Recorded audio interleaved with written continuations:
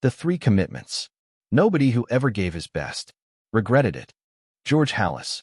Achieving extraordinary results through time blocking requires 3 commitments.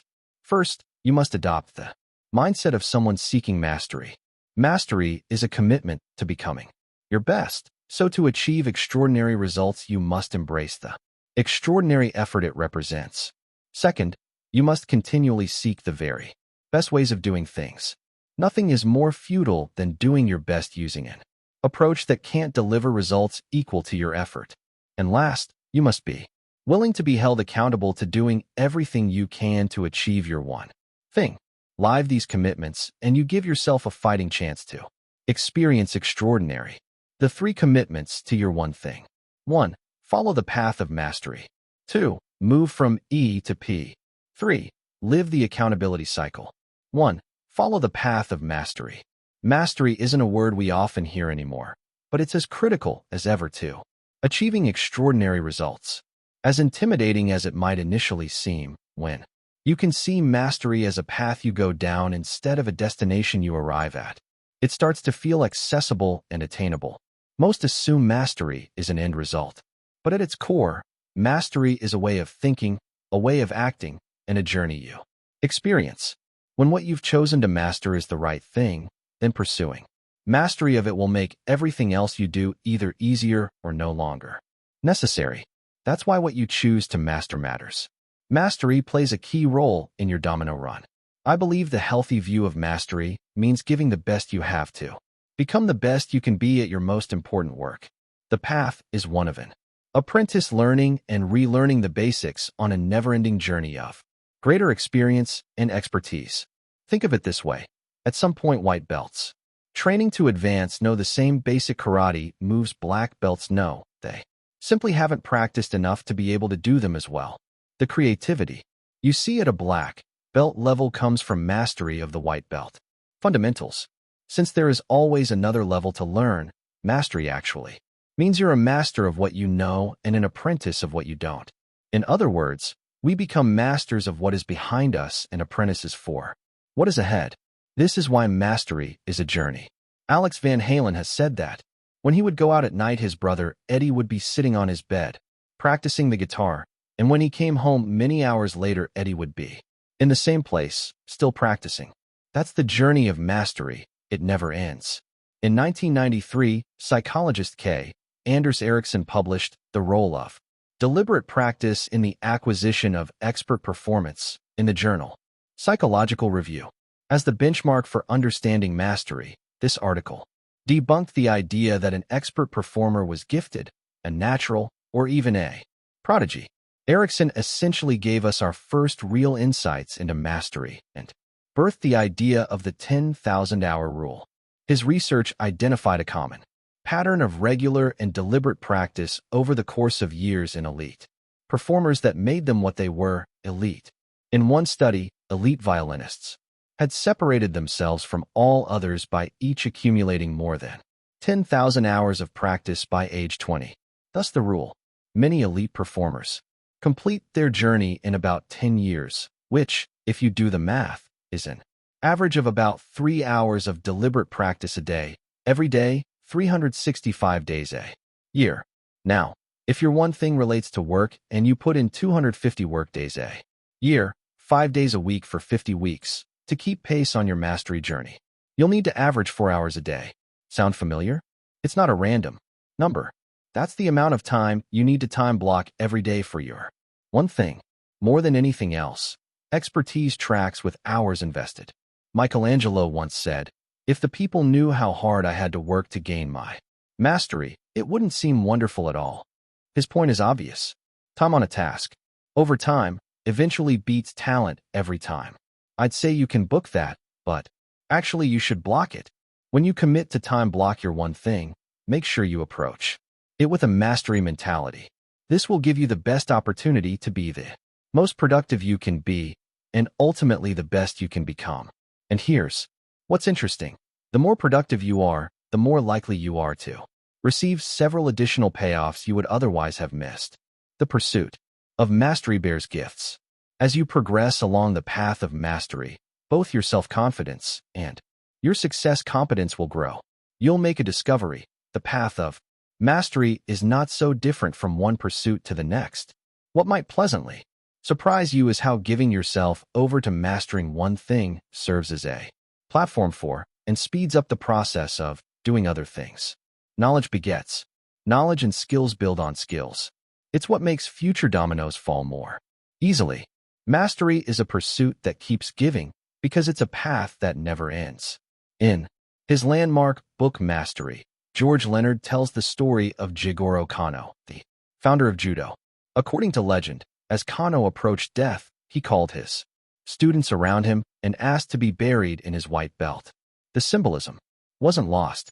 The highest-ranking martial artist of his discipline embraced the emblem of the beginner for his life and beyond, because to him, the journey of the successful lifelong learner was never over. Time blocking is essential to mastery, and mastery is essential to time blocking. They go hand in hand. When you do one, you do the other. 2. Move from E to P. When coaching top performers, I often ask, are you doing this to simply do the best you can do, or are you doing this to do it the best it can be done? Although it's not meant to be a trick question, it trips people up anyway. Many realize that, although they are giving their best effort, they aren't doing the best that could be done because they aren't willing to change what they are doing. The path of mastering something is the combination of not only doing the best you can do at it, but also doing it the best it can be done. Continually improving how you do something is critical to getting the most from time blocking. It's called moving from E to P. When we roll out of bed in the morning and start tackling the day, we do so in one of two ways: entrepreneurial, E, or purposeful, P. Entrepreneurial is our natural approach. It's seeing something we want to do or that needs to be done and racing off to do it with enthusiasm, energy, and our natural abilities. No matter the task, all natural ability has a ceiling of achievement, a level of productivity and success that eventually tops out. Although this varies from person to person and task to task, everybody in life has a natural ceiling for everything. Give some people a hammer and they're an instant carpenter. Give one to me and I'm all thumbs. In other words, some people can naturally use a hammer extremely well with minimal instruction or practice, but there are others, like me, who hit their ceiling of achievement the moment they're holding one. If the outcome of your efforts is acceptable at whatever level of achievement you reach, then you high-five and move on. But when you're going about your one thing, any ceiling of achievement must be challenged, and this requires a different approach, a purposeful approach. Highly productive people don't accept the limitations of their natural approach as the final word on their success. When they hit a ceiling of achievement, they look for new models and systems, better ways to do things to push them through. They pause just long enough to examine their options. They pick the best one, and then they're right back at it. Ask an E to cut some firewood, and the entrepreneurial person would likely shoulder an axe and head straight for the woods. On the other hand, the purposeful person might ask, where can I get a chainsaw? With a P mindset, you can achieve breakthroughs and accomplish things far beyond your natural abilities. You must simply be willing to do whatever it takes. You can't put limits on what you'll do. You have to be open to new ideas and new ways of doing things if you want breakthroughs in your life. As you travel the path of mastery, you'll find yourself continually challenged to do new things. The purposeful person follows the simple rule that a different result requires doing something different. Make this your mantra and breakthroughs become possible. Too many people reach a level where their performance is good enough and then stop working on getting better. People on the path to mastery avoid this by continually upping their goal, challenging themselves to break through their current ceiling, and staying the forever apprentice. It's what writer and memory champion Joshua Ford dubbed the OK Plateau. He illustrated it with typing. If practice time were all that mattered over the course of our professional careers, with the millions of memos and emails we type, we'd all progress from the lowly chicken peck to 100 words a minute. But that doesn't happen. We reach a level of skill we deem to be acceptable and then simply switch off the learning. We go on automatic pilot and hit one of the most common ceilings of achievement. We hit the OK Plateau. When you're in search of extraordinary results, accepting an okay plateau or any other ceiling of achievement isn't okay when it applies to your one thing. When you want to break through plateaus and ceilings, there is only one approach, P. In business and in life, we all start off entrepreneurially. We go after something with our current level of abilities, energy, knowledge, and effort. In short, everything that comes easily. Approaching things with E is comfortable because it feels natural. It's who we currently are and how we currently like to do things. It's also limiting. When E is our only approach, we create artificial limits to what we can achieve and who we can become. If we tackle something with all E and then hit a ceiling of achievement, we simply bounce up against it over and over and over. This continues until we just can't take the disappointment anymore. Become resigned to this being the only outcome we can ever have, and eventually seek out greener pastures elsewhere. When we think we've maxed out our potential in a situation, starting over is how we think we'll get ahead. The problem is this becomes a vicious cycle of taking on the next new thing with renewed enthusiasm, energy, natural ability, and effort until another ceiling is hit, and disappointment and resignation set in once again. And then it's on to you. Guessed it, the next greener pasture. Bring P to the same ceiling and things look different. The purposeful approach says, I'm still committed to growing, so what are my options? You then use the focusing question to narrow those choices down to the next thing you should do. It could be to follow a new model, get a new system, or both. But be prepared. Implementing these may require new thinking, new skills, and even new relationships. Probably none of this will feel natural at first. That's okay. Being purposeful is often about doing what comes unnaturally, but when you're committed to achieving extraordinary results, you simply do whatever it takes anyway. When you've done the best you can do, but are certain the results aren't the best they can be, get out of E and into P. Look for the better models and systems, the ways that can take you farther. Then adopt new thinking, new skills, and new relationships to help you put them into action. Become purposeful during your time block and unlock your potential. 3. Live the accountability cycle. There is an undeniable connection between what you do and what you get. Actions determine outcomes, and outcomes inform actions. Be accountable, and this feedback loop is how you discover the things you must do to achieve extraordinary results. That's why your final commitment is to live the accountability cycle of results. Taking complete ownership of your outcomes by holding no one but yourself responsible for them is the most powerful thing you can do to drive your success. As such, accountability is most likely the most important of the 3 commitments. Without it, your journey down the path of mastery will be cut short the moment you encounter a challenge. Without it, you won't figure out how to break through the ceilings of achievement you'll hit along the way. Accountable people absorb setbacks and keep going. Accountable people persevere through problems and keep pushing forward. Accountable people are results-oriented and never defend actions, skill levels, models, systems, or relationships that just aren't getting the job done.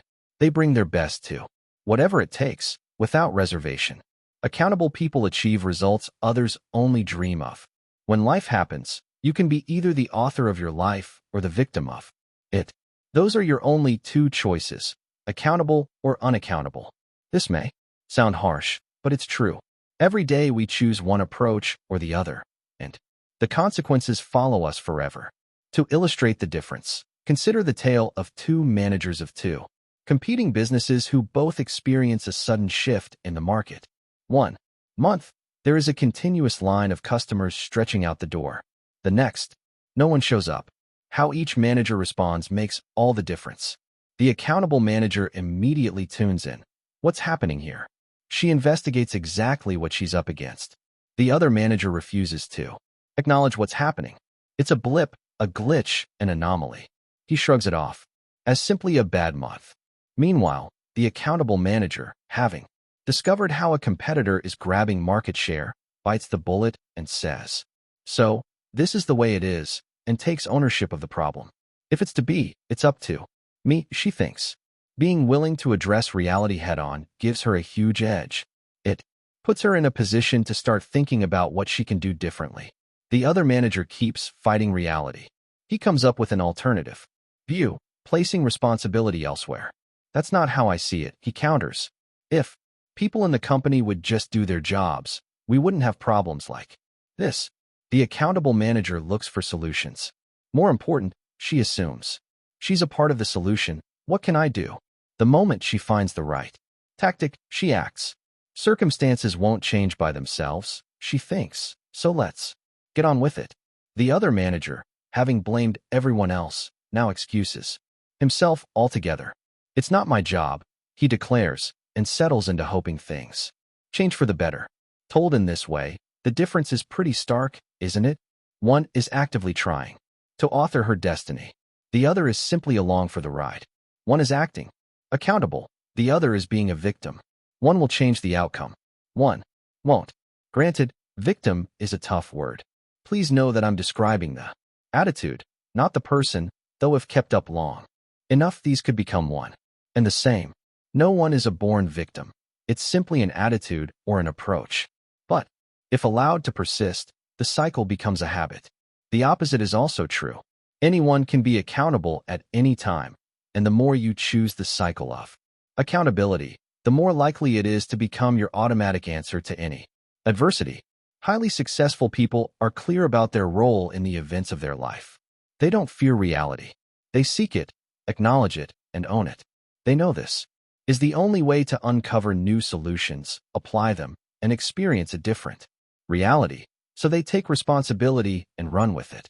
They see outcomes as information they can use to frame better actions to get better outcomes. It's a cycle they understand and use to achieve extraordinary results.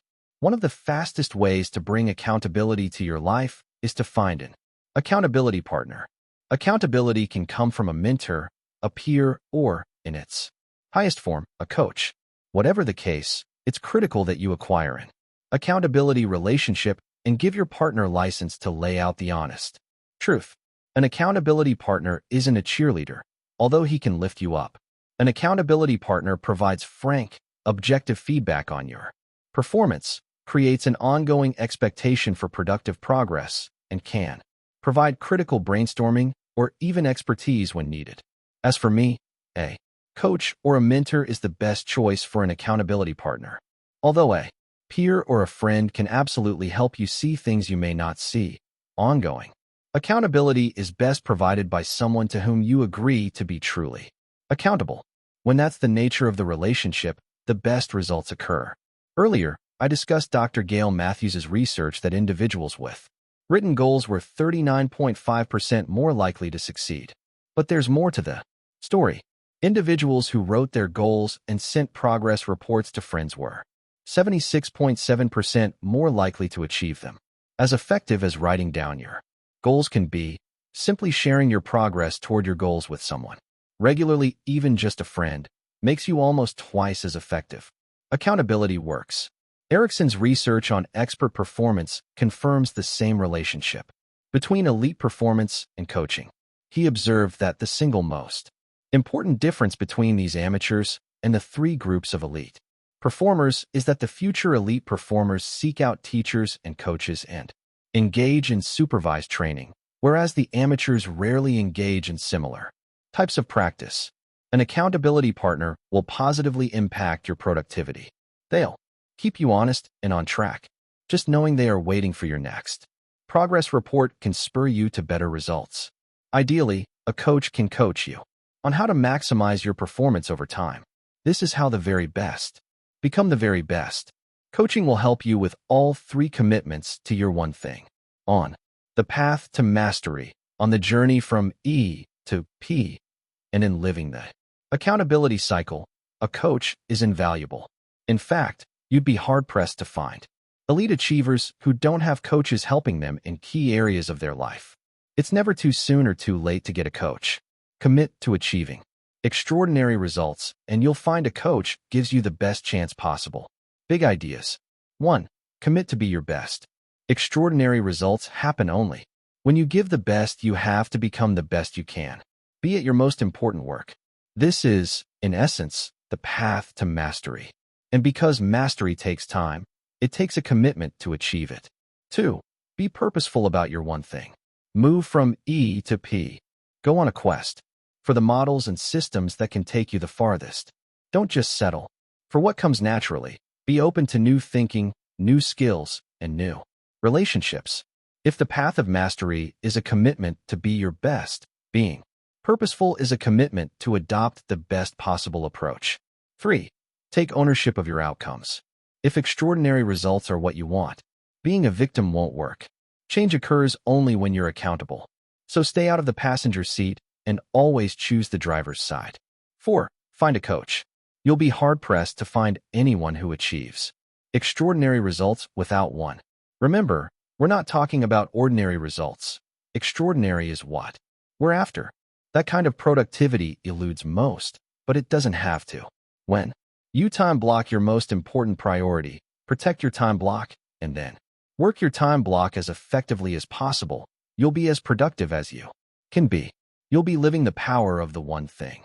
Now you just have to avoid getting hijacked.